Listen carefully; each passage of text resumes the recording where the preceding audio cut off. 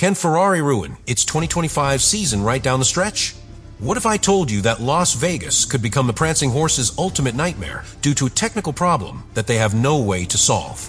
Subscribe to continue uploading more of this type of content now, if we continue. The Las Vegas street circuit is not only a challenge because of its layout with long straights, low-speed curves, and intense braking, but also because of the weather. This race is held in November, at night, and in the middle of the desert, which means ambient temperatures can drop below 15 degrees Celsius and even colder track surfaces.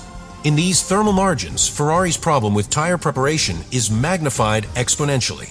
Since pre-season, the SF25 has demonstrated a chronic tendency to fail to put the tires within their ideal operating window. This means that during the starting laps or at the beginning of the race, the tires do not generate the appropriate temperature to offer maximum grip. The direct result is a massive loss of traction, understeer in slow corners, and in the worst case, the appearance of graining, small rubber chips that break off from the surface of the tire, creating a layer of residue that destroys contact with the asphalt.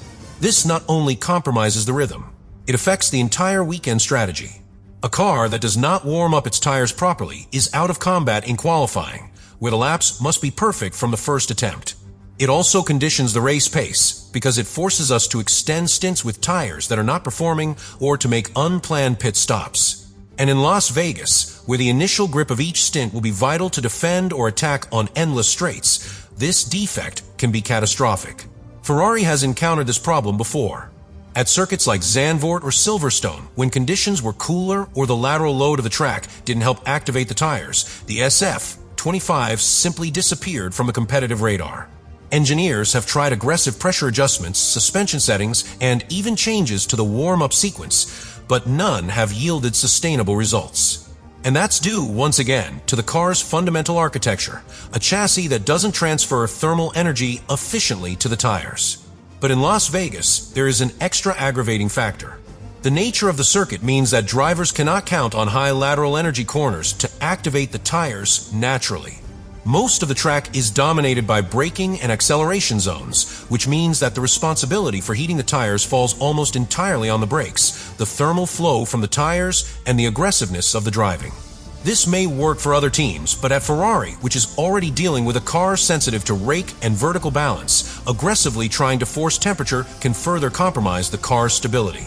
The analysis published by Brake Boosted, one of the most respected sources in the F1 technical community, sums it up like this. Las Vegas combines the three worst possible conditions for Ferrari: a cold asphalt, little lateral load, and a route that punishes any loss of grip.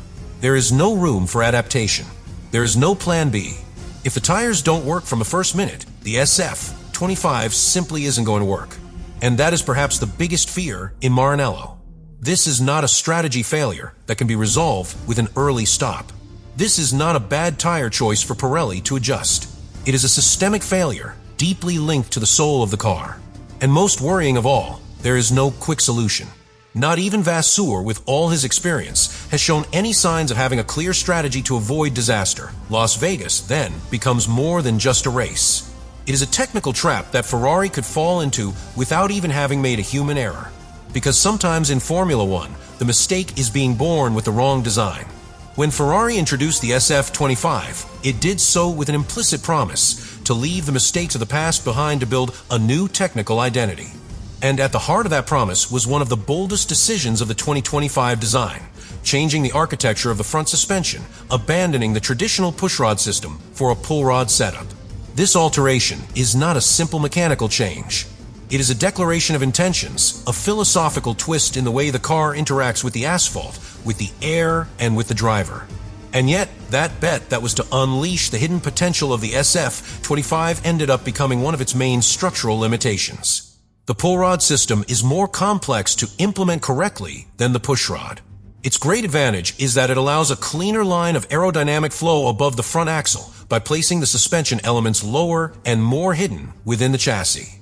In theory, this opens up room for greater freedom in the design of the aerodynamic channels, reduces unwanted turbulence, and improves flow behavior towards the barge boards and flat bottom. In practice, however, if the pull rod is not tuned with surgical precision, it creates problems with structural rigidity, inefficient weight transfer, and loss of steering feel. And that is exactly what has happened with the SF25. Sources close to the team report that Ferrari opted for a conservative pull rod suspension design, less aggressive than that of McLaren or Red Bull, with the aim of avoiding reliability errors that had already hampered previous projects. But by seeking security, what they managed to do was neutralize the potential of the new philosophy. The system works, yes, but within an extremely narrow window. This means that any variation on the track, a bump, deeper braking, a corner with an atypical inclination, can alter the balance of the car. The driver loses confidence, the car becomes unpredictable, and the engineers have to work with adjustment margins so small that many times the car never enters its optimal operating range. Worse still, this technical error has set off a chain reaction in other areas of the car. For example, the conservative suspension geometry limited Ferrari's ability to generate downforce from the front axle, forcing the team to compensate with a more aggressive front wing. But that solution brought with it a new imbalance: oversteer at low speed, difficulty maintaining the line in slow corners, and uneven wear of the front tires. All this adds up to the car's erratic behavior under braking, one of the aspects where Ferrari was traditionally strong. And here comes the most worrying dimension of the problem. This is not a limitation that can be solved in a weekend. Suspension architecture is one of the most fundamental decisions in the design of an F1 car.